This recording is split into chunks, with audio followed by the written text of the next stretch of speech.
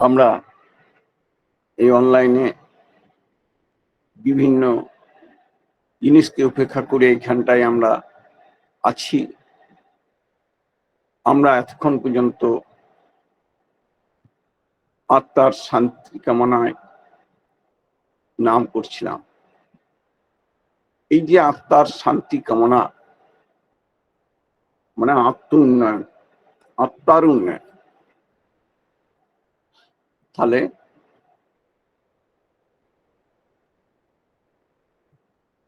আত্মজ্ঞান সর্বোত্তম, লোভিতে বাসনা মম, কৃপা করি ধর্মরাজ বলুন বিস্তারে তাহা, উত্থাবব তব সম, মানে দৈবের অসাধ্য যাহা অতীব দুর্লভ তাহা, কোথা পাবো তব সম আচার্য সংসারে। আজকে আমাদের এই সংসারে প্রকৃত আচার্যের অভাব, কিন্তু আমরা যে সৎসঙ্গে যুক্ত, এই সৎসঙ্গে যে আচার্যদেব প্রতিনিয়ত প্রতি মুহূর্ত তিনি কিন্তু সব মানুষের কল্যাণার্থে সবসময় সেরকম ধরনের মানে যার যেমন যাকে যেমন ভাবে করলে সবাই বড় হয়ে ওঠে, ভালো হয়ে ওঠে, আনন্দময় হয়ে ওঠে, প্রত্যেক সত্তা সেরকম ধরনের মানে তিনি চেষ্টা করছেন। সেই জন্য আমাদের এই যে নাম করার উদ্দেশ্য, নাম মানে ধ্যান। ধ্যান করলে কি হয়? ধ্যান করলে আমরা প্রতিনিয়ত যদি আমাদের এই সুঅভ্যাসটা গড়ে ওঠে, তাহলে আমরা ধীর হয়ে উঠবো। আর যখন আমরা সারাদিন এই নামটাই মনে মনে বলবো, ধ্যান করতে হয় সেকেন্ডে 4 বার, খুব মানে স্থির ভাবে উচ্চারণ না করে মনে মনে। আর এই নামটা যখন করবো মনে মনে, তখন আমাদের এই যখন অজপা নাম, তখন বুদ্ধি আমাদের তীক্ষ্ণ থেকে তীক্ষ্ণতম হতে পারে, আমাদের আকুতির উপর নির্ভর করছে। সেই জন্য এই যে একটা এই যে নাম, তা আমরা যখন জন্মগ্রহণ করি জায়গোট আকারে, পুরুষ প্রকৃতি মিলনের ফলে জায়গোট তৈরি হয়। সেই জায়গোটে একটা সেল, তখন একটা এককোষী প্রাণী থাকে। এককোষী প্রাণীর মধ্যে থাকে যেমন ভ্যারাইটিস ফাংশন অফ সেল থাকে, তেমনি সেই সেলের মধ্যে থাকে আত্মা। এই একাধিক সেলের সম্মিলিত রূপ হচ্ছে দেহ। তাহলে আত্মা আছে বলে দেহের বড়, আত্মা, দেহ। আর আমাদের 11তম ইন্দ্রিয় হচ্ছে মন, খুব চঞ্চল। আর সেই মনকে বসা আনতে গেলে আমাদের চরমতম সাধনা চাই, তবে আমাদের সেই দেহ, আত্মা, মন এককেন্দ্রিক করে যখন আমরা সুঅভ্যাসে অভ্যস্ত থাকবো, ধ্যান করবো 1/2 ঘন্টা থেকে 1 ঘন্টা এবেলায় ওবেলায়, এবং প্রত্যেক দিন পজিটিভ কথাগুলো, আমি অক্রোধী, আমি অমানি, পজিটিভ কথাগুলো যখন বুঝতে পারবো, তখন আমাদের কি হবে? তখন এই যে সত্তা মানে সেল, সত্তা সচিদানন্দময়, অসৎ নিরোধী সততয় সচিদানন্দের পরিপোষক, যা তাই হলো ধর্ম। তাহলে এই ধর্মটাই হচ্ছে যখন আনন্দময় হয়ে ওঠে এই সত্তা, তখন হচ্ছে সেই জন্য সবসময় আনন্দময় থাকার চেষ্টা করতে হবে, সত্তার খাবার তাকে দিতে হবে। তাহলে যেমন আমি একটা পাখি পুষে নিয়ে এলাম, মনে থেকে নিয়ে এলাম, তা পাখিটাকে যদি আমি আমার প্রবৃত্তি মাফিক খাবার দিই, যখন খুশি 2টো মুড়ি দিলাম, জল দিলাম, ভাত দিলাম, তাহলে কি পাখিটা ভাত থাকবে? পাখিটাকে তার নিয়মে তাকে পরিপালন করতে হবে। অর্থাৎ যে নিয়মে মানুষ যে খাদ্য সে পছন্দ করে, যেমন পেয়ারা, লঙ্কা বা এরকম ধরনের যে সমস্ত ফলমূল, এবং প্রকৃতির পরিবেশে, খুব খোলামেলা পরিবেশে যখন সে থাকবে, তখন সেই পাখিটা ভালো থাকে। আর আমি যদি ধরে এনে খাঁচাতে ভরলাম, জল টল মুড়ি দিলাম, মুড়ি খেলাম, ভাত খেলাম, দিলাম,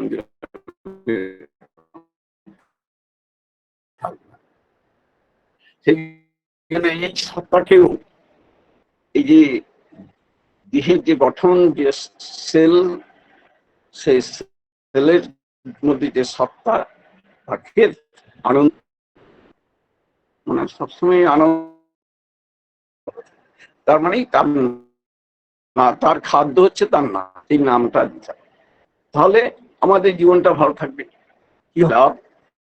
আমরা বাড়িতে থাকতে চাই, তাহলে আমাদের নিজেকে আগে আমাকে ঠিক হয়ে উঠতে হবে, আমাকে আগে নিজেকে ঠিক হয়ে উঠতে হবে। যেমন আমার দুজন ব্যক্তিরা যারা বাড়িতে থাকে, তারা যদি এই এই যে নাম, ধ্যান, শতনঙ্গ পাঠ, টাইমিং, প্রার্থনা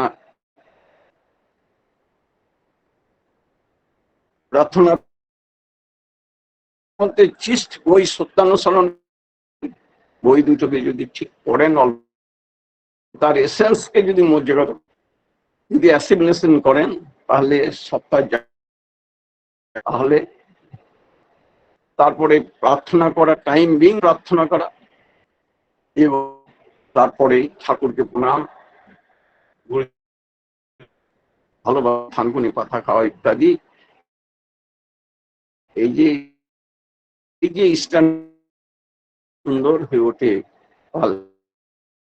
আনন্দময় মানুষ আমাদের সমাজ, তাদের ইষ্টানুচলন তাকে আজও স্মরণ করি রাখে। চন্দ্র রায় মুখটাকে সাজিয়ে দিয়েছেন, দেখেছি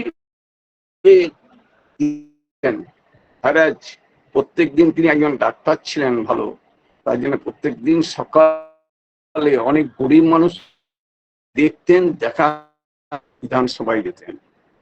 দাদা এইটা হচ্ছে ইষ্টানুচলন।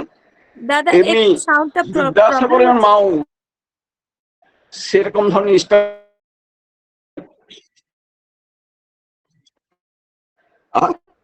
দাদা একটু যেন কেটে কেটে কেটে আসছে। বিদ্যাসাগরের মাও এরকম ধরনের,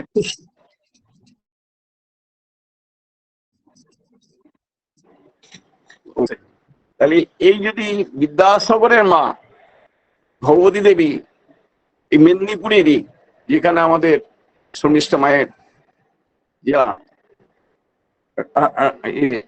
সেখানটায় তার জন্মস্থান, তার সেখানটায় তিনি সুন্দর হয়ে উঠেছিলেন। মায়ের জন্য তিনি ঈশ্বরচন্দ্র থেকে ঈশ্বরচন্দ্র বিদ্যাসাগর হয়ে উঠেছিলেন, এবং মায়ের ইচ্ছা অনুযায়ী সমাজের বহুত কাজ তিনি করেছিলেন, বহুত কাজ সমাজকে রক্ষা করার জন্য। এটা তার মায়ের ইচ্ছা ছিল, মায়ের ইচ্ছাকে পূরণ করেছিলেন।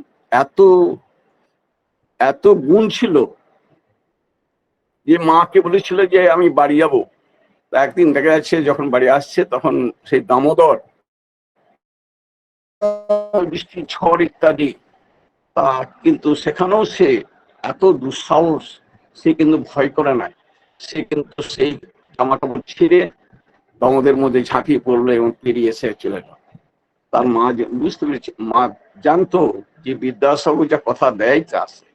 সেই জন্য আমাদের মধ্যে সেই গুণটা আমাদের যদি প্রস্ফুটিত হয়, ইচ্ছা শক্তি, তাহলে কিন্তু আমরা সব বিষয়ে বড় হয়ে উঠতে পারি। আমাদের এই ইচ্ছা শক্তি, ইনস্টিংক্ট এবিলিটি হচ্ছে মেন ব্যাপার। সেই জন্য ঠাকুরের যে মেন তার শিক্ষা, সেখানে বলছে systematic organization of habits and instinct to the purpose of fulfilling the coming of life by a gadgeted active manipulation of behavior may be called education. আমাদের সুঅভ্যাসটাই হচ্ছে প্রতিনিয়ত আমাদের সেই সুঅভ্যাস। আমরা যদি মনে করুন এই প্রার্থনা করতে গিয়ে যদি আমি ঘুমিয়ে থাকি, না উঠি, আমার যে চলনটা অভ্যস্ত হলে আমার জীবনটা সুন্দর হয়ে ওঠে। আমরা সেইগুলোকে যদি আমরা জড়তা, অবসন্নতা, অজ্ঞতা, সচেতনতার অভাব, এইগুলোকে যদি আমরাকে ওভারকাম করতে না পারি, তাহলে কিন্তু আমাদের জীবনটা জীবনই উঠবে না। সেই জন্য আমাদেরকে নিয়ে ওভারকাম করতে হবে, ইচ্ছা শক্তিকে বাড়াইতে হবে, তাহলে আমরা কিন্তু সব বিষয়ে কিন্তু আমরা সাকসেসফুল হয়ে উঠতে পারবো। কারণ আমাদের এই ইষ্টানুচলনটাই হচ্ছে ধর্ম, ইষ্টানুচলনটাই হচ্ছে ধর্ম। আর কর্ম কি? যজন যাজন ইষ্টভীতি স্বস্তিনি সদাচার, এইগুলো হচ্ছে আমাদের কর্ম, প্রতিনিয়ত কর্ম হচ্ছে এটা। তাহলে ইষ্টানুচলন বাড়ি থেকে, তাহলে ঠাকুর বলেন ইষ্টানুচলনটা কেমন হলে ধর্ম হবে? তা বলছে বাড়িতে ছেলেপিলে আছে, স্বামী স্ত্রী আছে, সবাই আছে, তাহলে সেখানটা ধর্মটা কি, কিরকম ধর্ম?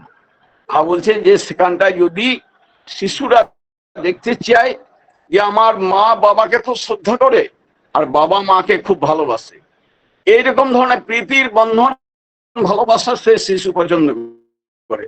কিন্তু তার পরিবর্তে যদি দেখে যে বাবা মায়ের ঝগড়া করছে, বিভিন্ন বিষয়ান্তর নিয়ে, এটা ওটা নিয়ে পরস্পরকে দোষারোপ করছে, অশান্তি করছে ইত্যাদি, তাহলে এখানটাই হচ্ছে অধর্ম। ঠাকুর বলেন এইটুকু মানাটাই ধর্ম।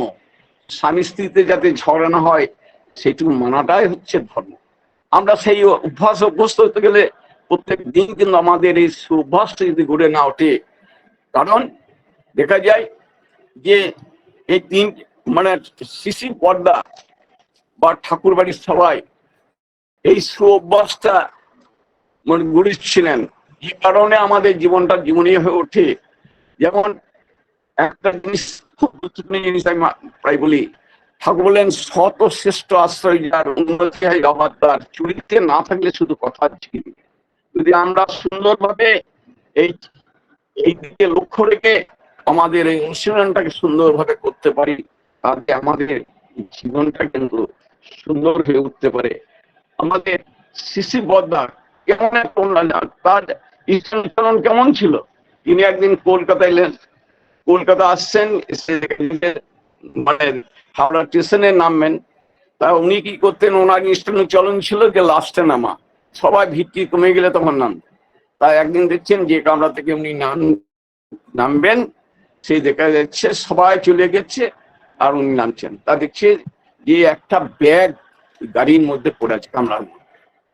পদ্মার চোখে ঠেকলো, তো বলছে ব্যাগ তো কি? তা দেখা যাচ্ছে একটা মূল্যবান ধাতুর সেই ব্যাগটা, সে ফেলে গেছে যে কোনো ভাবে। তার সে বদ্দা হাতে নিলেন, দিয়ে বদ্দা ওইটাকে নিয়ে সবাইকে নিয়ে, ওনার সঙ্গে যারা ছিলেন তারা নিয়ে বার এলেন, একদম সম্মুখ থেকে দিয়ে দেখা গেল যে বার পর্যন্ত এলেন, একদম মানে স্টেশনের বারে দেখা গেল কেউ রেসপন্স করলো না। তিনি আবার সেইখানটায় সেই ব্যাগ নিয়ে আবার সেই কামরার কাছে গেলেন। কামরার কাছে গিয়ে যখন অনেকক্ষণ অপেক্ষা করছেন, তখন দেখা যাচ্ছে একটা পাখি হন্তদন্ত হয়ে সেই মারোয়ারি পাখি চলে আসছেন। তা সেই মারোয়ারি পাখি বলছে যে দাদা, এইখানে আমার একটা খুব মূল্যবান জিনিসের ব্যাগ পড়েছে, ফেলে চলে গেছি আমরা, আপনি দেখেন নাই? ব্যাগটা কি রঙের বা কি, আমার ব্যাগে কি আছে ইত্যাদি। তখন বলে এরকম ধরনের ব্যাপার, বোধা তো সেরকম পোশাকে ছিলেন, একদম বলতে তার কোনো ই ছিল না। তা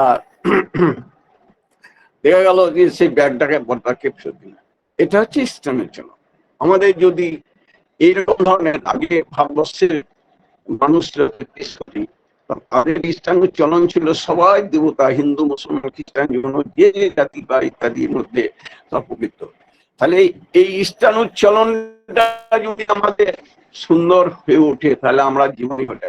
সেই জন্য প্রত্যেক দিন আমাদের বাড়ির মধ্যে প্রথম হচ্ছে আমাদের বাবা মা হচ্ছে শ্রেষ্ঠ দেবতা, তাদের প্রত্যেকদিন শ্রদ্ধা ভক্তি করা, তাদের কথা শুনে মেনে নিয়ে চলা। এটা যদি আমরা করি, সেই জন্য ঠাকুর বলেন পিতায় শ্রদ্ধা মায়ের টান, সেই ছিল হয় সামপ্রাণ। আমরা যদি সেরকম ধরনের সুন্দর চলনে অভ্যস্ত হয়ে উঠি, তাহলে আমাদের জীবনটা সুন্দর হয়ে উঠবে। আমরা বাবা মাকে প্রণাম করা প্রত্যেকদিন, ওই যে বললাম মানে যজনে, তাহলে এইটা আমরা যদি অভ্যস্ত হয়ে উঠি।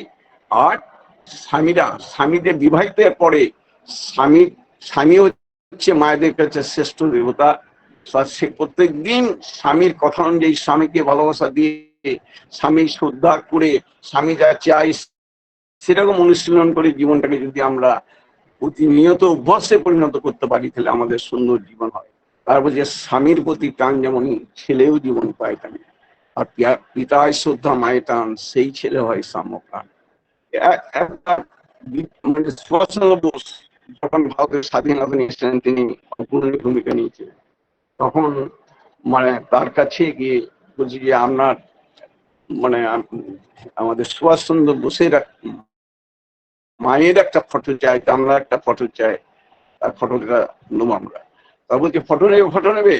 তাই ঘরে গিয়ে দেখা যাচ্ছে যে সেই ঠাকুরের ফটোটা মাথায় করে নিয়ে এসে বুঝলেন ফটো তুলো, তবে যে নামা নামা ওই আমাদের সরকারের ঘরে ওই ফটো রাখা যাবে না। তা বলছে তাহলে আমার ফটো যাকে কেন্দ্র করে আমার সুভাষ এই মানে ভারতবর্ষকে স্বাধীনতা এনে দিয়েছে, তার এই যে মানে ইষ্ট চিন্তা, ইষ্ট নিষ্ঠা সহ তার যে প্রেরণা, এই যে স্বাধীনতা আনার মানে ভারতের স্বাধীনতা করার জন্য, তাই এটা কিন্তু গুরুকে কেন্দ্র করে হয়েছে আমাদের। তার মাদিভক্তি পিতৃভক্তি তার জন্য এবং গুরুকে মাথায় করে চলার জন্য কিন্তু তাদের এই জীবনে হয়েছে। তাহলে আমরা যদি সেরকম ভাবে মানে চলতে চাই, মানে সুভাষের মা এবং মৃণাল দেবী এবং বাবা ঠাকুরের পুরানো ভক্ত ছিলেন এবং বহু শিষ্যকে পুলিশে যখন চাকরি করতেন মানে ওকালতি করতেন, তখন বহু শিষ্যকে মানে ঠাকুরের মানে ইষ্ট কাজের জন্য দিনের পর দিন শত শত তখনকার শত শত টাকা মানে বিরাট দাম, সেই সব খরচ করে ইষ্টানু কাজ করে গেছে। তাহলে আমরা চেষ্টা করব সেই ইষ্টানু চলনের দিকে আমাদের মানে যদি আমরা চলতে পারি তাহলে আমাদের কিন্তু সর্বপ্রকার মঙ্গল হবে। কিন্তু তার জন্য কি করতে হবে, আমাদের প্রত্যেকটা মানুষের যে পুরুষোত্তমের দীক্ষা যদি গ্রহণ করা যায়, তাহলে পুরুষোত্তমের দীক্ষা গ্রহণ করলে আমাদের যদি বিশ্বাস অনুযায়ী আমরা সেই পুরুষোত্তমের দীক্ষাটাকে গ্রহণ করি এবং সেই বিশ্বাস অনুযায়ী যদি অনুশীলন করি, আর সেই অনুশীলন করলে নির্ভরতা যদি আমরা অনুশীলন করি তাহলে নির্ভরতা আসবে। আর আমরা যখন সেই আত্মত্যাগ করতে পারবো, মানে আমিত্ব ত্যাগ না করতে পারলে তার আমিত্বে যদি আমরা পৌঁছাতে পারি তখন আমাদের মঙ্গল হবে। আমার আমিত্ব থাকলে কিছু হবে না। তাহলে ইউনিভার্সাল লাভ যায়, তাহলে সবকিছু হতে পারে। তার আমিত্বে পৌঁছাতে হবে। তাহলে তার আমিত্ব মানে আমার এই মানে আত্মকেন্দ্রিকতাকে নষ্ট করতে হবে। সেই জন্য তিনি বললেন যে তার মেন সম্পদ হচ্ছে ভালোবাসার মানুষ। তাহলে তার গুণে গুণান্বিত হতে গেলে যে অহংকার আসক্তি এনে দেয় স্বার্থপূরণে কাম, কাম থেকে ক্রোধের উৎপত্তি, ক্রোধের কাছে হিংসা, আর ভক্তি এনে দেয় জ্ঞান, জ্ঞানের সর্বভূতে আত্মবোধ হয়, সর্বভূতে আত্মবোধ হলে অহিংসা, অহিংসা থেকে প্রেম। তাই এরকম ভাবে যদি আমরা এইটা যে প্রেম আমাদের মধ্যে প্রস্ফুটিত হয়, সেরকম ধরনের আমাদের অনুশীলন করতে আমাদের চলতে হবে। সেই জন্য আমাদের নর্মাল ডিসিপ্লিন, বাবা মাকে খুব শ্রদ্ধার সঙ্গে প্রণাম করবো, স্বামীকে খুব শ্রদ্ধার সঙ্গে প্রণাম করবো, স্বামী যাতে খুশি হয় তার চেষ্টা করবো। একটা গল্প বলি, এক রাজার 7টা স্ত্রী ছিল। তাহলে সেই স্ত্রীদের মধ্যে প্রত্যেকটা স্ত্রী, 6টা স্ত্রী ছিল প্রবৃত্তি মাফিক চলন, আর একটা স্ত্রী ছিল স্বামীকে সে খুশি হয় তার জন্য, স্বামীকে খুশি করার জন্য সেরকম কাপড় পরতেন, সেরকম ঘরটাকে গুছিয়ে রাখতেন, সেই স্বামী কি খাওয়া পছন্দ করেন সেরকম খাওয়ার মানে সংগ্রহ করে বা তৈরি করে রেখে দিতেন। স্বামী কেমন করে চুল বাঁধলে খুশি হন, কেমন করে কাপড় পরলে খুশি হন, কেমন ব্যবহার করলে খুশি হন, এইগুলা কিন্তু উনি মান্যতা দিতেন। বা দেখা যেত যে স্বামী 6 সতীনের মানে বাড়িতে না ঘরে না থেকে এই সতীনের এই মানে স্ত্রীর ঘরেই বেশিরভাগ সময় কাটাতেন। এবং এই স্বামী শুধু ও খুশি করার চেষ্টা করতো, কিন্তু তার পরিবর্তে কি করতেন, উনি যেখানে যেতেন সোনায় হোক কাপড় হোক যাই হোক তিনি কিন্তু নিয়ে আসতেন এবং এই স্ত্রীকে দিতেন। এই বেশিরভাগ সময় এই সময় এখানে কাটাতেন। সেই জন্য আমাদের যদি ইষ্টানু চলন থাকে, আমাদের যদি সেরকম স্বামীকে খুশি করার মতো মন থাকে, তাকে কেন্দ্র করে যদি চলা থাকে, তাহলে আমাদের মঙ্গল হয়, তিনি খুশি হন। আর এই খুশির ভাব বাড়ির মধ্যে ছেলে মেয়ে সবাই কিন্তু মানুষের ওঠে। সেই জন্য আর আমরা ঠাকুরের দীক্ষিত, আমরা পুরুষোত্তমকে পেয়েছি। পুরুষোত্তমকে মানে সর্বশ্রেষ্ঠ জিনিসকে পাওয়া, যার অনুশীলন করলে আমাদের সব গুণান্বিত, আমাদের সব মানে গুণে গুণান্বিত হয়ে ওঠে। আমরা পুরুষোত্তমকে যদি বুঝতে পারি, ইউনিভার্সাল লাভ যদি আমরা জানতে পারি, তাহলে কিন্তু আমরা সবকিছু পেতে পারি। সেই জন্য দীক্ষা, শিক্ষা, বিবাহ এই তিনটে হচ্ছে খুব গুরুত্বপূর্ণ। দীক্ষাটা আমরা পুরুষোত্তমে পেয়েছি, তাহলে আমরা বিশ্বাস, নির্ভরতা, আত্মত্যাগ এরকম ভাবে অনুশীলন করে প্রতিনিয়ত সেরকম করবো। আর শিক্ষাটা হচ্ছে যে আমরা লেখাপড়া করি, যে লেখাপড়া অর্থাৎ আমাদের আগে লিখতে হবে।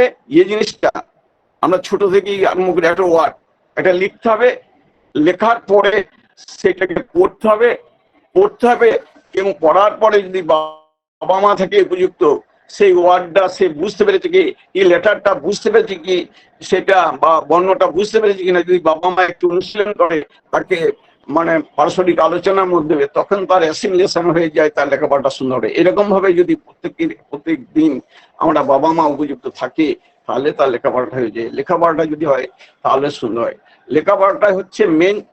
তাহলে আমাদের লেখাপড়াতে আমার লেখাপড়ায় দরহুলি,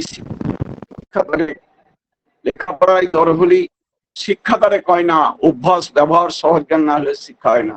আমাদের ব্যবহারটা যাতে খুব সুন্দর হয়ে ওঠে, আমরা যাতে এই ভালোবাসাটা দিয়ে মানে সমাজ তিনটে পরিবেশ থেকে আমাদের শিক্ষা হয়, বিদ্যালয় পরিবেশ, সামাজিক পরিবেশ।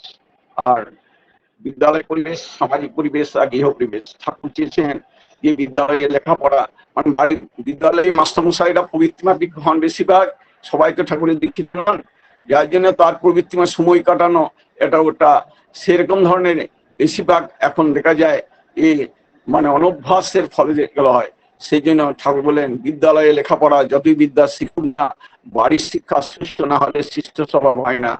সেই জন্য বলছেন বাড়ির মধ্যে মা হচ্ছে শ্রেষ্ঠ মানে শিক্ষক, কারণ বাড়ির মাই সবকিছু দেখিয়ে দেন, বুঝিয়ে দেন, জানিয়ে দেন, সবকিছু করে দেন।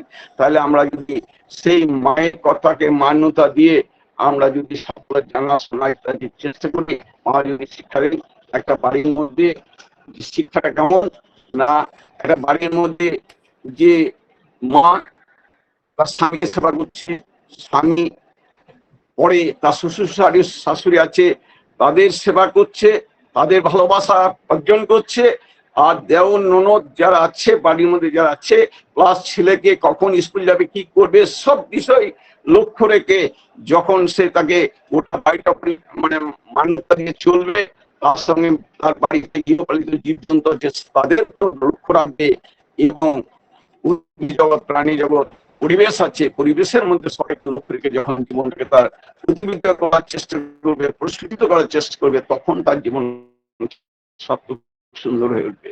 আমরা এই যে শিক্ষা, দীক্ষা, বিবাহ নিয়ে যখন আমরা এরকম ধরনের চলতে অভ্যস্ত হয়ে যাব, তখন কিন্তু আমাদের এই হবে। তাহলে একটা টিচার মানে হচ্ছে কিতে মানে হচ্ছে আমাদের দুটো বিদ্যা, একটা লিটারেচার জ্ঞান, একটা আধ্যাত্মিক জ্ঞান। এই দুটো শিক্ষা যখন আমাদের শিক্ষায় শিক্ষিত হয়ে উঠবো, তখন আমাদের প্রকৃত এডুকেটেড ম্যান হবে। তাহলে আমাদের এই মানে এডুকেটেড হতে গেলে প্রত্যেক দিন আমরা এই জেনারেল সাবজেক্টকে 100 পাওয়ার চেষ্টা করতে হবে, এবং আধ্যাত্মিক জ্ঞানে যেটা আমরা অভ্যস্ত আছি, আমরা 5 বছর বয়সে দীক্ষা মানে অনুশীলন করা এবং 12 বছর বয়সে দীক্ষা, এই অনুশীলন যদি আমাদের শিশুদের করাইতে পারি, আমরা সেরকম ভাবে চলতে পারি, তাহলে প্রকৃত আমরা যখন ভালো জিনিসটা তার যে পথগুলো ভালোর দিকে, সেইগুলোকে যদি আমরা জেনে অনুশীলন করে তাকে তৈরি করতে পারি, সেই জন্য বললে সদ্গুরু শরণাপন্ন হও, সব নাম মনে করো, সৎসঙ্গে আশ্রয় গ্রহণ করো, তোমার উন্নয়নের জন্য ভাব দেবে না। তাহলে সেই জন্য আমরা পুরুষোত্তম পেয়েছি, আমাদের কোনো চিন্তা নাই। সেই জন্য ঠাকুর বললেন মানে মানে পুরুষোত্তম আছেন যখন সবগুলোরই সার্থকতা, তাকে ধরলে হয় না, গুরুটাকে ভিন্ন কথা। আমাদের গুরুগুরু দীক্ষা থাকতে পারে, সেই দীক্ষার পরে যদি আমরা সদ্গুরুকে গ্রহণ করি, সদ্গুরুর যে পজিটিভগুলো সেগুলো কিন্তু অনুশীলন করতে হয় না। আর কি সেই জন্য তিনি বলেন হুসনা যোগী হুসনা জ্ঞানী গুসাই গোবিন্দ যায় না হুস, যখন নিশ্চিতি না করলে তো কিছুই নয়। আর তিনি বললেন তিনটে জিনিস খুব গুরুত্ব দিতে হবে, যে মানুষ আপনার টাকা পাওয়ার যত পারিস মানুষ হয়। আমরা মানুষকে, সমাজে পরিবেশের মানুষকে আমরা ভালো করে দেখবো, সেই জন্য মানুষকে আমাদের মানে প্রতিনিয়ত আমরা বারে বারে বেরিয়ে গিয়ে যতটা সময় আমরা আমরা অন্য মানুষের সঙ্গে পরিচয় করতে পারবো, তার চলনটাকে স্বাভাবিক করে দিতে পারবো, তখন কিন্তু আমাদের সুন্দর হয়ে উঠবে। কারণ কারণ আমার ছেলে, আমার মেয়ে বাইরে বেরোবে, যে পরিবেশে যাবে, সে যদি মানে খারাপ হয়ে থাকে, তার যদি দোষ ত্রুটি খারাপ থাকে, তাহলে আমার ছেলেটা তার সঙ্গে মিশবে, মেয়েটা তার সঙ্গে মিশবে, তাহলে আমার ছেলেটার খারাপ হয়ে যাওয়ার চান্স আছে, মেয়েটা খারাপ হয়ে যাওয়ার চান্স। সেই জন্য আমরা মানে জীবির কাজটা সুন্দর করবো, সেই বাড়িকে প্রস্ফুটিত করবো, তার বাড়িতে যেগুলো মানে দিকগুলো আছে, আমরা যদি পুরুষোত্তমের দীক্ষার পথে নিয়ে এসে তাদের যদি ফুটিয়ে তুলতে পারি, তাহলে আমার ছেলেটা মেয়েটা সুন্দর হয়ে মানুষ হবে। তখন আমার এই যে জাগরণ প্রক্রিয়াটা সার্থক সুন্দর। সেই জন্য আমাকে নিজে ফার্স্টে হয়ে উঠতে হবে। তাই ঠাকুর বলেন, you're for Lord, not for others, you're for Lord and so for others. আগে আমার তার হয়ে উঠতে হবে আমাকে, এবং আমি যখন তার হয়ে উঠতে পারবো, তখন অপরকে তার করে তুলতে হবে। এটা হচ্ছে আমাদের নিয়ম। তাহলে এইটা করে যখন আমরা নিজেকে সুন্দরভাবে চলতে পারবো, তার সঙ্গে খুব গুরুত্বপূর্ণ জিনিস হচ্ছে পঞ্চ মহাযজ্ঞ, ইষ্টভীতি। ইষ্টভীতিটা যদি আমরা খুব সুন্দরভাবে করতে যাই, ইষ্টভীতি মানে পয়সা দেওয়া নয়, প্রত্যাশাহীন ভাবে যখন আমরা ঠাকুরকে কিছু অর্ঘ্য প্রত্যেক ঘরের কোণে যদি আমরা প্রত্যাশাহীন ভাবে যদি দিতে পারি, তাহলে সেই ইষ্টভীতিটা আমাদের কি হবে, আমাদের পিতামাতা যে কর্তব্য যে আমরা ঠিক মতো করতে পারি না, কিন্তু আমাদের সেটা পিতৃযোগ্য হয়ে উঠবে, পিতৃমাতৃ যোগ্য হয়ে উঠবে। আর কি হবে, আমাদের উদ্ভিদ জগৎ প্রাণী জগতের প্রতি কর্তব্য আছে, আমরা সেটা ঠিক মতো করতে পারি না, তাহলে আমাদের সেই প্রত্যাশাহীন ভাবে যখন ইষ্টভীতিরা করছি, তখন সেটা ভূতযোগ্য হবে। তিনি রিসার্চ করে এই নামটা নিয়ে এসছেন, রিসার্চ করে, তাহলে সেই রিসার্চের ফলস্বরূপ তাকে যেমন সম্মান দেওয়া দরকার, তাহলে আমরা যখন প্রত্যাশাহীন ভাবে যদি ইষ্টভীতি করি, তাহলে তিনি তার ঋষিযোগ্য হবে। ঋষিযোগ্য মানে তিনি যে একজন ঋষির নামটা নিয়ে এলেন, নামটা দিলেন, সেই নামে আমরা অনুশীলন করে বড় হলাম। তার মানে অসংখ্য রিসার্চ স্কলার পৃথিবীতে আছে, বিভিন্ন জিনিস আবিষ্কার করছেন আমাদের মঙ্গলের জন্য, তাদেরকেও সম্মান দেওয়া হচ্ছে। সেই জন্য আমরা ঋষিযোগ্য হচ্ছে। আর পুরুষোত্তম আর্যদের নীতি বজায় রেখে অনুশীলন করে এটা আমাদেরকে তৈরি করার চেষ্টা করতেন, তার পদ্ধতি সব আর্য নীতি। তাহলে আমরা যখন সেই জন্য সব দেবতার সমাহারে পুরুষোত্তমের সৃষ্টি, তাহলে সব দেবতার সমাহারে যদি পুরুষোত্তমের সৃষ্টি হয়, তাহলে আমাদের তো চিন্তা করার কিছু নেই। তাহলে আমাদের সকালবেলায় যদি প্রত্যাশাহীনভাবে ইষ্টভীতি করি, তাহলে আমার সব দেবতার পূজা প্রত্যেকদিন সকালেই আমার ইষ্টভীতির সাথে সাথে হয়ে যাচ্ছে। রবীন্দ্রনাথ ঠাকুর 100 বছর আগে বলেছেন, আমরা যখন এরকম ধরনের ঘরের কোন ইষ্টভীতি করতে পারবো, তখন আমাদের মহাবিপদের দিনে কিন্তু আমরা সাহায্য পাবো। ঈশ্বরের সঙ্গে তুলনা করে যান, ঈশ্বর কেমন, ঈশ্বরে যখন আমরা প্রিমিয়াম দিই, সে লাইটের দিই, গাড়ির দিই আর বাড়ির দিই, তখন কিন্তু কিছু পায় না। কিন্তু যদি নিশ্চয় হয় বাড়ি গাড়ি লাইট, তাহলে কিন্তু এই ইষ্টভীতি কিন্তু সেদিন ইষ্টভীতির মতো মানে এই যে ইন্স্যুরেন্স প্রিমিয়ামের মতো এই ইষ্টভীতি কিন্তু আমাদের রক্ষা করবি। আমরা সবার হয়ে উঠবো, লাভ আমাদের সেটাই একটা মেন ব্যাপার। প্রত্যেককে আমি বলবো যে আমরা যেন সবার হয়ে উঠতে পারি, পরের মঙ্গল কামনায় আমাদের নিজ মঙ্গলের প্রস্তুতি, আমরা যেন সবার হয়ে উঠতে পারি। জয় গুরু। জয় গুরু দাদা, জয় গুরু, জয় গুরু। খুব সুন্দর করে আলোচনা করলেন, যদিও একটু সাউন্ডের একটু প্রবলেম হয়েছে, তাহলেও খুব সুন্দর করে বোঝা গেছে। আলোচনা করলেন যে নামে মানুষ তীক্ষ্ণ এবং ধ্যানে মানুষ স্থির ও গহনক্ষম করে মানুষকে। সত্তা সচ্চিত আনন্দময়, আমাদের নিয়মিত নাম ধ্যান করতে হবে এবং তার বিধিবিধানগুলো মেনে চলতে হবে, তখনই আত্মা আনন্দময় উঠবে। ইষ্টানুগ চলনই হলো ধর্ম এবং যজন যাজন ইষ্টভীতি হলো আমাদের কর্ম। পরিবারকে কেমন করে তুলতে হবে তা সুন্দর করে বিশ্লেষণ করলেন এবং বর্দার জীবনের ঘটনা বলে আমাদের সমৃদ্ধ করলেন। পুরুষোত্তমের দীক্ষা নিয়ে তার বিধিবিধানগুলো মেনে চলাই হচ্ছে ধর্ম। পূর্ণ বিশ্বাস থাকতে হবে, পূর্ণ বিশ্বাস, নির্ভরতা, আত্মত্যাগ, এই তিনটা যদি থাকে, এবং দীক্ষা শিক্ষা বিবাহের উপরে গুরুত্ব দিতে হবে এবং সদ্গুরুর দীক্ষা নিয়ে সৎসঙ্গের আশ্রয় গ্রহণ করলে আমাদের উন্নতির জন্য আমাদের চিন্তা ভাবনা করতে হবে না। প্রত্যাশাহীন হয়ে আমাদের ইষ্টভীতি করতে হবে। যদি করি তাহলে তিনি আমাদের রক্ষা করেনই করেন। খুব সুন্দর করে আলোচনা করলেন। আমরা প্রত্যেকে সমৃদ্ধ হলাম দাদা। পরমপিতা রাঙারাতুল চরণে আপনার সার্বিক মঙ্গল প্রার্থনা করি। খুব ভালো থাকুন, সুস্থ থাকুন এবং পরমপিতাকে পরম আনন্দে পরিত্যাগ রাখুন। জয় গুরু দাদা। পরম প্রেমময় ঠাকুরের কাছে সবার